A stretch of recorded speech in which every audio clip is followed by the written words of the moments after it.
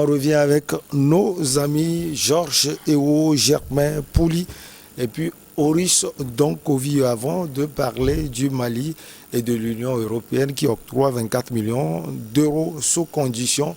On va continuer avec la Libye. Georges Ewo, vous aviez la parole. On parlait de ce tribunal qui rétablit la candidature du fils de l'ancien leader Mouammar Kadhafi.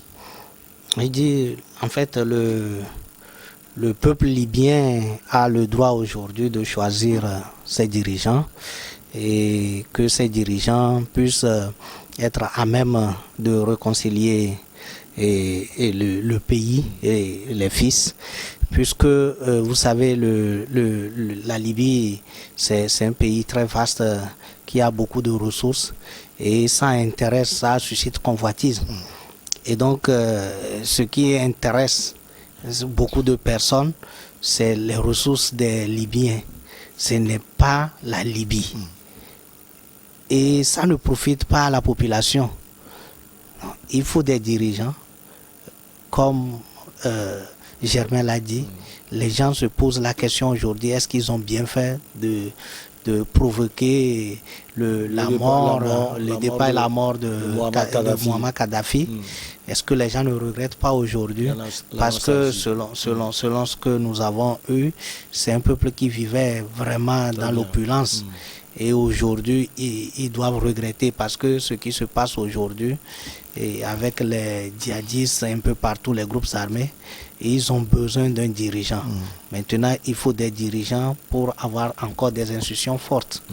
Et ces institutions fortes vont permettre au peuple libyen d'avoir cette réconciliation tant entendue et vivre paisiblement comme il vivait. Donc aujourd'hui, on ne peut qu'encourager les élections pour que l'objectif tant entendu, l'objectif que nous voulons tous pour la Libye soit atteint à travers les dirigeants qui seront élus. Horace Donkovi, on peut dire que Salif vient de loin. Germain l'a dit tout à l'heure, il a été condamné en 2015, condamné à mort. Il est recherché également par la Cour pénale internationale. Alors, il sera candidat et s'il gagne, comment ça va se faire? S'il gagne, je ne vois pas trop ce que ça changera parce que alors la Libye elle est en proie à un conflit délocalisé. Dans ce conflit, vous avez les pays de la sous-région, disons les pays voisins comme l'Égypte, qui y sont impliqués. Vous avez, comme Germain le disait, des pays occidentaux. Vous avez la Russie, vous avez la Syrie, vous avez la Turquie. Bon. S'il s'agissait simplement de nationaux ou de quelques groupuscules armés, comme on a pu l'avoir par exemple en Centrafrique, en Côte d'Ivoire, il s'agissait de nationaux. Encore cela se peut, mais là ce qui se passe, c'est qu'on organise des élections avec un pays partitionné, avec des groupes qui viennent à peu près de tous les coins du monde, qui sont toujours dans le pays, avec qu'on appelle les richesses du pays qu'on s'est efforcé de, si vous voulez, de ficeler avec des contrats, avec des multinationales et ainsi de suite. Et maintenant, vous allez avoir un fils Kadhafi qu'on a gardé sous main, parce que moi j'appelle ça garder sous main. C'est un vieux procédé colonial, si vous voulez. C'est-à-dire, à un moment, on a compris qu'il ne fallait plus éliminer un certain nombre d'acteurs politiques, qu'il fallait les garder sous cloche, voir dans quelle mesure on peut les attendrir pour les ressortir après, au lieu d'en faire des martyrs. Donc on a gardé pour moi le fils Kadhafi sous main, et maintenant on en ressort comme plus ou moins l'homme providentiel, disons le joker qui pourrait éventuellement, parce que le problème qui se pose en Libye, c'est qu'on ne peut ni donner la présidence au général, ni la donner au gouvernement qui est internationalement reconnu. Donc on sort une troisième carte d'un acteur qui est connu médiatiquement en Libye, qui est connu internationalement, et on commence à, parce que c'est quelqu'un qui a quand même, qui est réputé pour avoir un certain cursus, donc on va ressortir son cursus, on va ressortir ses hauts faits, son rapport à la diplomatie, sa flexibilité. On s'aperçoit même à travers le refus de sa candidature qu'en réalité il est même soutenu militairement, sinon on n'aurait pas récupéré sa candidature. Donc pour moi ça ne présage rien de bon en Libye, parce que même si il advenait qu'il soit élu, il restera encore à réussir ce que son père a fait avant lui, et qui sera beaucoup plus difficile, c'est de faire partir les étrangers de Libye.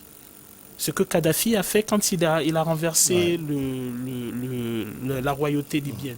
Donc faire partir les étrangers, la politique de son père. Faire partir les étrangers qui sont sur le sol libyen, parce que pour moi les Libyens peuvent se réconcilier s'il n'y a pas ces étrangers-là. Le deuxième défi, c'est récupérer tout ce qu'il y a comme richesse du sous-sol libyen. Kadhafi a géré ce sous-sol-là de façon à pouvoir en faire profiter son peuple. Donc il ne s'est pas lancé dans un certain type de contrat, dans un certain type d'entente financière. Mais le problème, c'est que quand on a renversé Kadhafi, une des premières choses qu'on a faites, c'est d'aller signer des contrats pour ficeler l'exploitation des ressources libyennes. Donc il va falloir renégocier ces contrats-là, il va falloir stabiliser le pays, et il faut dire, l'Europe tient à son pourtour méditerranéen. Ça, c'est très important. C'est encore un autre sujet. Donc comment faire cela? Bon, pour moi, ça va être un travail de longue haleine. Ça va être vraiment un travail de longue haleine. Je pense que je ne vois pas comment on peut stabiliser un pays. C'est pas comme en Côte d'Ivoire, par exemple, où on a organisé des élections dans un pays partitionné sans pouvoir s'assurer de la réelle indépendance du vote, et qu'après vous avez un groupe armé qui vient faire sauter le président. Ce n'est pas comme en Centrafrique, où vous avez un pays partitionné. Et après, finalement, d'ailleurs, la Centrafrique, même, je trouve que c'est un bon exemple, parce que la Centrafrique, l'ONU a organisé les élections sans que la Centrafrique puisse retrouver l'intégrité de son territoire. On a un président élu, mais qui est en réalité dans l'intégralité du pouvoir. Non, même pas ça. C'est-à-dire, il est élu, mais il se retrouve en réalité dans la même situation qu'il y avait avant les élections. C'est-à-dire, il n'a toujours pas l'intégralité de son territoire. Le territoire est toujours partitionné. Les groupes rebelles qui avaient des portions de Centrafrique les ont toujours. Et maintenant, il est obligé de sous-traiter avec un groupe extérieur pour soi-disant récupérer. On n'en sort pas. Donc le chemin n'a pas changé. Jamais vous voulez ajouter quelque chose? On passe au Mali. Non, pas du tout. Ouais, on peut passer au Mali. Non, je crois que c'est vraiment une situation assez difficile. En Libye, on va espérer que ce pays s'en sorte, parce que voilà, c'est le chaos généralisé, et ça a une grande répercussion donc sur le pays comme le nôtre, qui croyait être éloigné de ce chaos libyen, qui malheureusement aujourd'hui subissent de plein fouet les conséquences de ce chaos qui a été créé. Et il n'y a pas plus de 24 heures, le Bénin voisin, qui était épargné jusque-là, on va en parler. Des pertes énormes, mais je pense qu'on en parlera. Allez, on quitte donc Tripoli pour Bamako. L'Union européenne a annoncé jeudi l'octroi au Mali d'une aide de 24 millions d'euros pour renforcer ses capacités militaires, mais elle pourra être suspendue si la junte au pouvoir ne respecte pas les conditions de l'utilisation des fonds. Alors, Oris Donkovi, non seulement les conditions de l'utilisation des fonds, mais aussi, je ne comprends pas quelque chose, vous n'êtes pas avec certains, vous prenez leurs sous. Non, alors, je ne sais pas, qu'est-ce que tu entends, vous n'êtes pas avec certains? Pour moi, je pense qu'il y a une différence entre le discours et, si vous voulez, la réelle politique. La réelle politique, c'est qu'en réalité, on peut avoir des discours, comment dirais-je, très populistes, mais après, sur le terrain, il y a des choses... Des réalités. Oui, il y a des réalités. C'est la même junte qui dit, il y a ce qui dit, nous allons ouvrir une école pour former des officiers de qualité et les superviseurs occidentaux seront français. C'est-à-dire, il faut pas croire que la friction politique à laquelle on a assisté au Mali a stoppé tout financement ou toute aide ou tout rapport. Non, mais non, absolument pas. Les affaires continuent. Les affaires, elles continuent. L'or malien, ce que le Mali exporte sortira du Mali. Les investissements qui sont faits au Mali continueront. D'ailleurs, la plupart du temps, lorsque vous avez un coup d'État et qu'une junte arrive au pouvoir, la première démarche que cette junte fait, c'est de rassurer les acteurs extérieurs sur le fait que rien ne sera touché des investissements, des ressortissants, des collaborations qui sont faites avec le pays, donc des contrats qui ont été signés avant. Et c'est ce que le Mali fait. Maintenant, ce qui est vrai, c'est que comment dirais-je, au niveau de la France et au niveau des Occidentaux, il y a un problème. Ils ont le cas centrafricain. Si vous n'aidez pas le Mali ira chercher de l'aide ailleurs. C'est aussi simple. Vous voulez dire qu'elle est obligée. Elle est obligée, l'Union européenne. Elle est obligée. Elle est obligée. Si elle n'aide pas, elle ne peut pas se permettre d'avoir une junte malienne qui va durcir ses positions. Parce que il y a une chose qui est vraie, c'est que le Mali, le rapport du Mali à la Russie et le rapport du Mali à la Chine ne date pas de la junte. Ça date de Modibo Keïta. Donc ça date du premier président du Mali, à l'indépendance du Mali. Et très souvent on l'oublie. C'est-à-dire quand on parle par exemple de la Chine et de l'URSS, on a tendance à faire croire aux gens que le rapport à ces pays commence maintenant. Mais non, même si vous allez à Cotonou actuellement, le stade de l'amitié, c'est fait par les Chinois. Le stade de l'amitié, c'est un investissement chinois. Donc comment dirais-je, l'Union européenne a donc intérêt à verser les sous. Ça peut s'apparenter à un genre de raquette, je ne sais pas, mais l'Union européenne a intérêt à investir les sous, a intérêt à ne pas fermer complètement le robinet si elle ne veut pas que ce groupe se retrouve obligé de négocier avec d'autres personnes qu'elle ne souhaiterait pas. Et en plus, à une frontière de la Libye, une frontière de l'Algérie, c'est catastrophique. Alors, Georges Ewo, le soutien de 24 millions d'euros doit aider à renforcer les capacités visant à restaurer l'intégrité territoriale du pays et à réduire la menace posée par les groupes terroristes, indique le Conseil de l'UE. Voilà l'objectif de ces 24 millions d'euros. Oui, c'est normal, c'est le partenariat. Vous savez, l'Union européenne a décidé à partir de cette année 2021 qu'il ne va plus donner l'argent à l'Union africaine qui, à travers le mécanisme de facilitation et de paix qui a été instauré par l'Union africaine. Et donc, il a décidé d'aller discuter directement avec les bénéficiaires, c'est-à-dire que les pays. Et vous devez aussi savoir que selon les rapports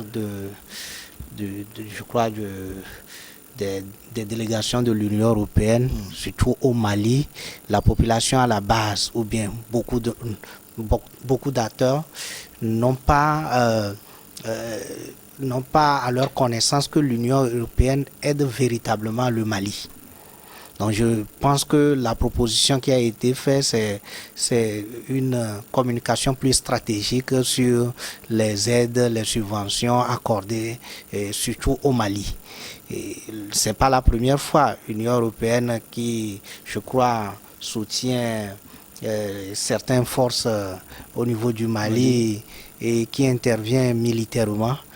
Et a besoin à ce que les militaires maliens soient formés, soient équipés pour protéger leur territoire, puisque leur force seule ne peut pas aider à protéger l'intégrité du territoire malien.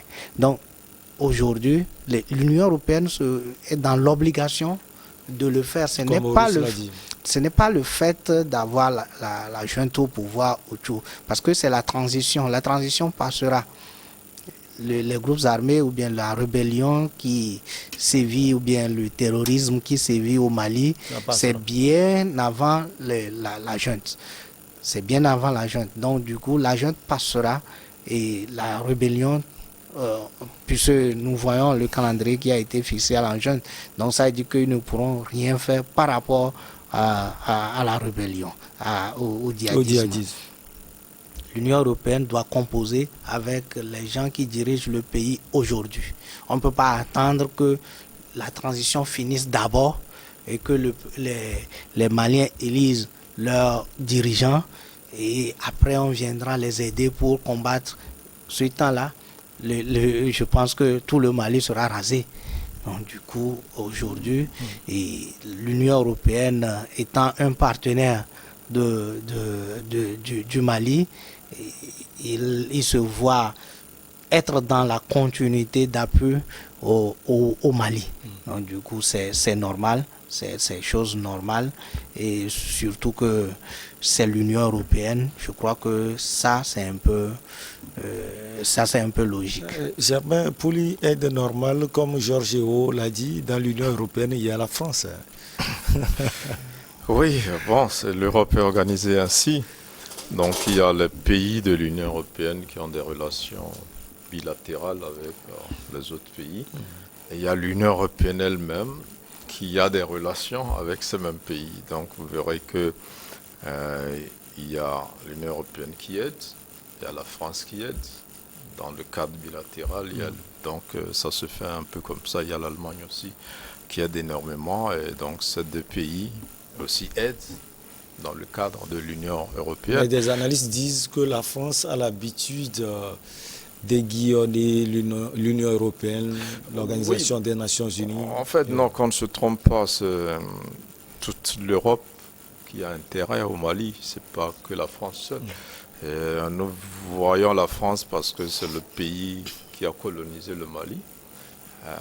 Mais le sous-sol malien et les affaires entre le Mali et les autres pays, c'est sur tous les plans. Et vous allez voir que quand la junte a décidé de recourir à Wagner, tous les pays européens ont condamné. L'Allemagne, la Suède, des pays qu'on n'entendait pas d'habitude s'exprimer, se sont prononcés. C'est dire que tous ces pays-là voient d'un mauvais œil. Donc, ce qui se fait avec la Russie. Et quand vous allez, même au Mali, j'ai traversé une fois par Bamako, j'ai vu des avions à l'aéroport de Bamako, des autres pays, des militaires des autres pays. Et donc là-bas, donc les relations sont là. L'Union européenne a des relations particulières avec l'Afrique, avec les pays d'Afrique, Caraïbes, Pacifique aussi. Mais au niveau du Mali, aujourd'hui, il y a la menace russe. On voit que les Français, mais c'est toute l'Europe aussi, toute l'Europe qui ne s'entend pas avec les Russes sur plusieurs plans, qui se retrouvent encore ici en Afrique sur des théâtres essentiellement en Centrafrique et puis donc au Mali. C'est vrai que l'aide de l'Union européenne n'est pas si innocente que ça, parce qu'on voit que le Mali qui a besoin d'aide, c'est aux Russes qui le disaient, si les Occidentaux n'aident pas, le Mali peut se tourner vers d'autres. Et donc ils ont compris que l'efficacité russe en Centrafrique fait des émules et les Maliens ont envie de tester cela. Et donc ils n'ont pas envie que ça leur échappe. Et cette aide-là, je crois qu'elle est en trois parties. Une partie pour former, pour renforcer un peu l'école de formation des officiers du Mali, une autre pour former les militaires et une autre qui va aussi donc à l'équipement. C'est qu'ils savent que les forces armées maliennes n'ont pas les moyens déjà organisationnels et puis matériels pour sécuriser le territoire. Donc aujourd'hui, c'est à cela que le pays aspire en allant chercher les Russes. C'est pour sécuriser le territoire, mais en même temps, l'armée malienne aussi se prépare à prendre la relève donc, des Russes.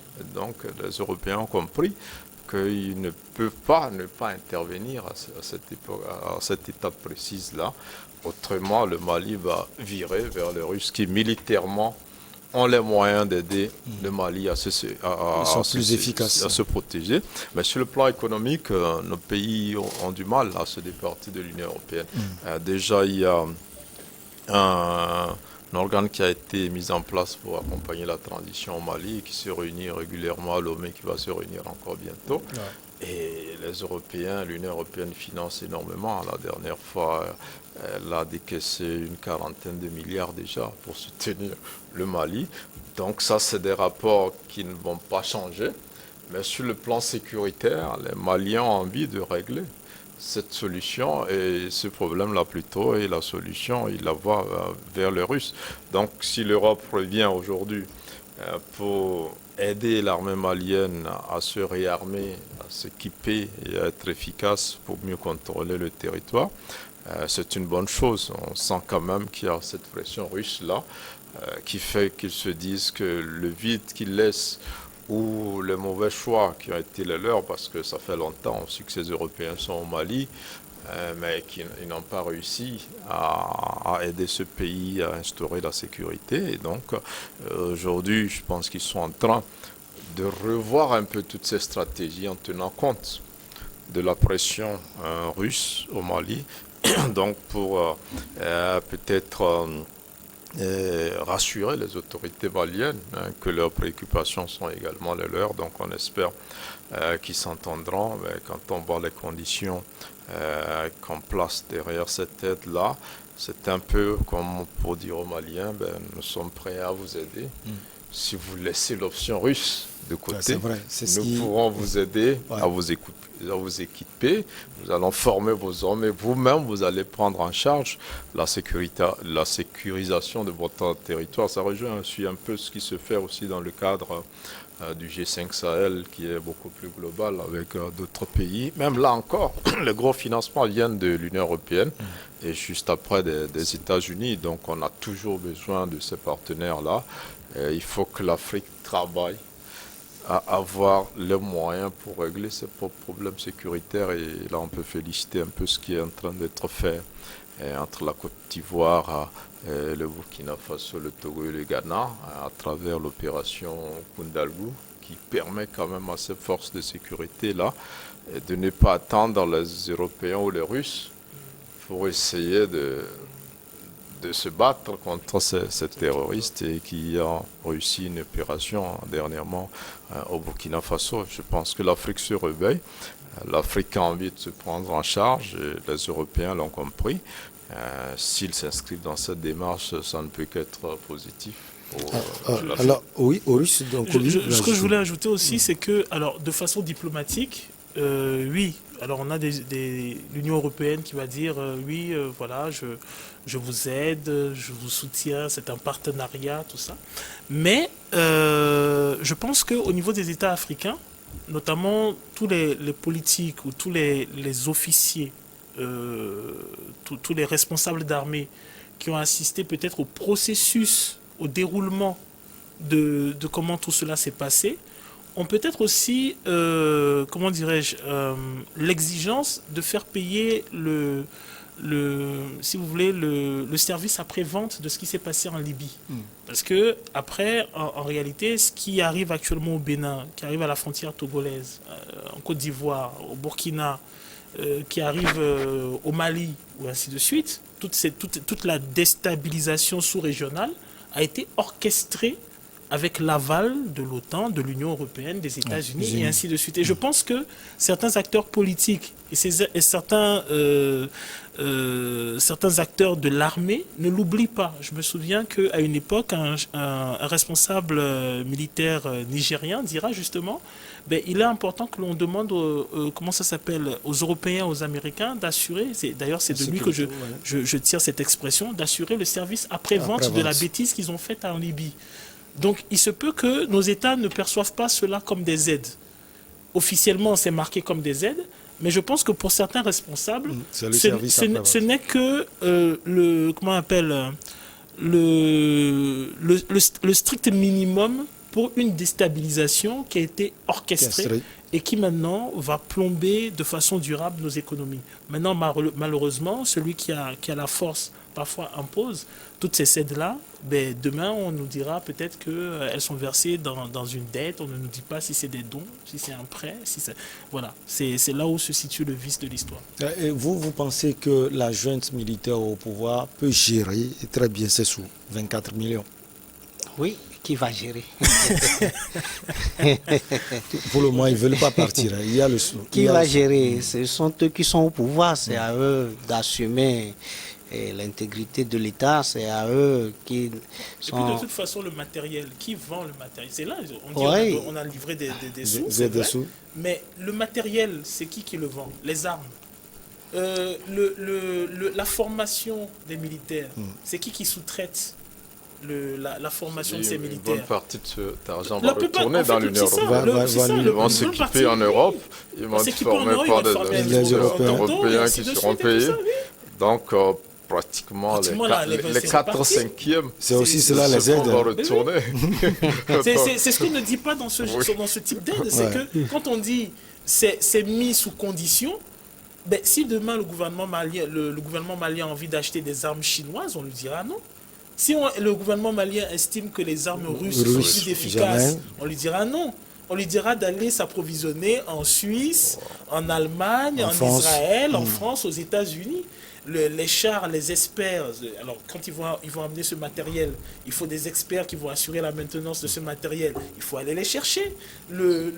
Comment ça s'appelle, les hélicoptères, et ainsi de suite. La formation des militaires, la formation des officiers. Même si vous ne faites pas attention, même ne serait-ce que le b.a.-ba de la nourriture et ainsi de suite, parce qu'il y a une information, moi, qui m'avait choqué. On dit...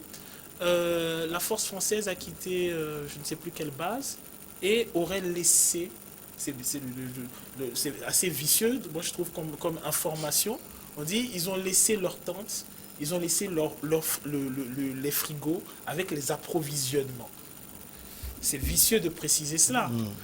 Voilà, donc tout cet argent, mais ça va repartir. Oui. Donc c'est normal la question que vous avez posée. Et c'est la junte au pouvoir qui va gérer. Mais comme le disent les uns les autres... Je sais que c'est elle. Maintenant, elle va bien gérer cela. Oui, non, c'est que... C'est qu'elle va y toucher. C'est pas évident. C'est-à-dire qu'on peut dire, côté formation, les instructeurs coûtent ceci. Le matériel, ça va être un projet. Donc, on vous donnera ces équipements, mais c'est comme si on vous avait donné cet argent. On vous donnera pas cet argent pour aller le dépenser, mais on va vous aider à dépenser cet argent directement. Et non, en fait, c'est ça. Bon, de toute façon aussi, c'est pas une mauvaise chose, parce qu'il y a eu beaucoup de détournements d'objectifs et de fonds. Quand on alloue, aujourd'hui le Mali a des problèmes. Si on envoie ce sous, il peut prendre une partie pour régler d'autres problèmes plus urgents que de former ou d'acheter. Donc, ils vont le faire en espérant avoir de l'argent après, faire ce pourquoi ils ont été financés. Donc, aujourd'hui, les Occidentaux, d'abord, ils financent par étapes. Pour réaliser, vous n'aurez jamais de la totalité des sous. Et ils vont vous suivre. Mais on parle de la totalité. On parle de 24 millions. Oui, je vous allais parler. Vous avez encore une minute. Bon, il a tout dit. En fait, c'est ça. Hein. C'est tout ce qu'il a dit. Russe et Germain, ils ont vraiment tout dit. Ils ont vraiment pris ma place. Ils vous ont dépouillé. Allez, on va marquer la pause pour le journal et on revient avec nos chers invités.